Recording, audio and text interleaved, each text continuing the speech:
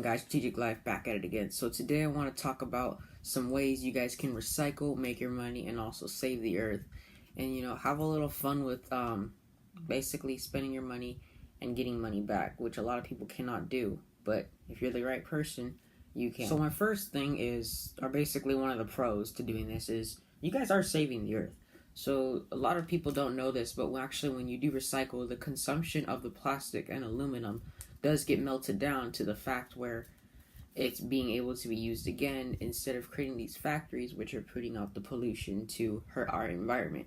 So that's honestly a good way that kind of helps the earth and doesn't put us in such a low strategic way of living, apparently, as they call it, as way the government doesn't really want to not spend money, but they are already facing enough and they don't need the more politic troubles of people talking about terrible things that are happening to Earth. So again, that's just one of the pros. But let's get into another real pro is that when you guys do recycle, of course you do know you get the money back. So you spend a certain amount. Let's say you go to your local Sam's Club, your Costco, your Walmart, wherever you go, or Stater Brothers, wherever you guys buy your water from. Okay, of course you buy it in bulk. You buy it in 24 counts, 32, sometimes even 56 counts. You guys will buy those waters. You guys will drink them up. Now, some people just throw them in the recycling bin. Now, that's actually what I wanted to get into later in this video, was talking about how you can make your money off your neighbors. Okay, but I'll get into that later.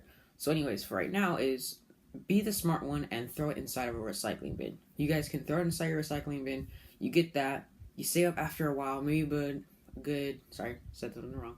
You save up a good amount, maybe within a month or two. That money, once you take it to a recycling center, find out your nearest one that doesn't actually charge you, because a certain amount that you put into recycling, some recycling centers actually charge you. So try not to go to a recycling center that actually charges you for recycling your own bottles, which is honestly kind of dumb. So I do have some of those that are around me. They're like the Green Recycling Company.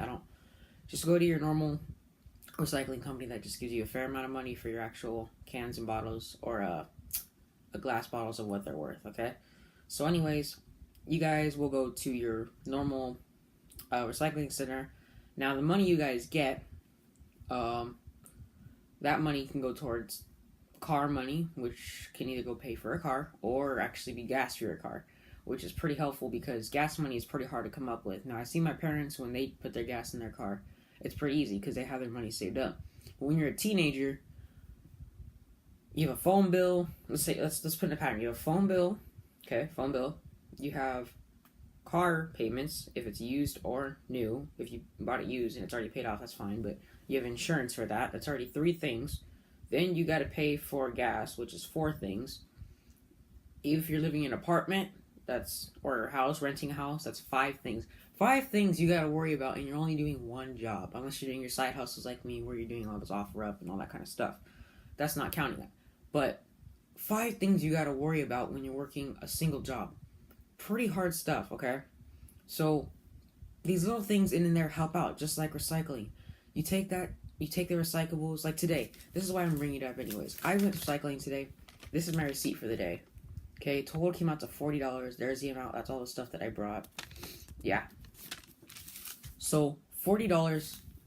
Me and my brother always split the recycling because it's actually through our whole house that we recycle. But me and my brother split the money, so we both got $20 even.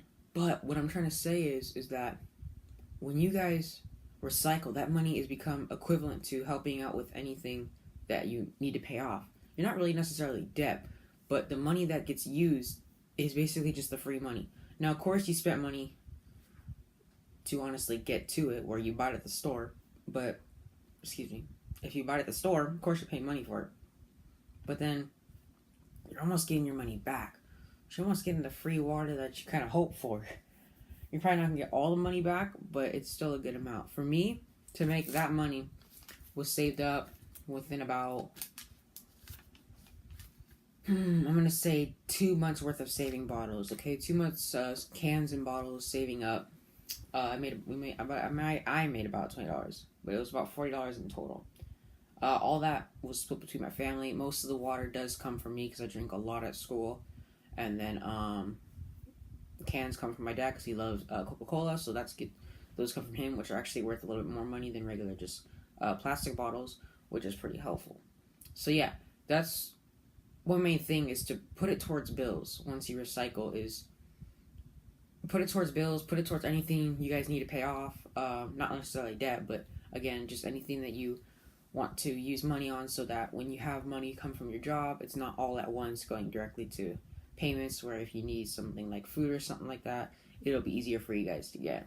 So yeah, that's one of the reasons.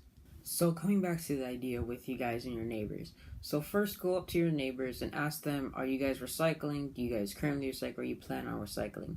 If all those are yes, don't even bother. Just say it's great for you, have a good day, or just start small talk.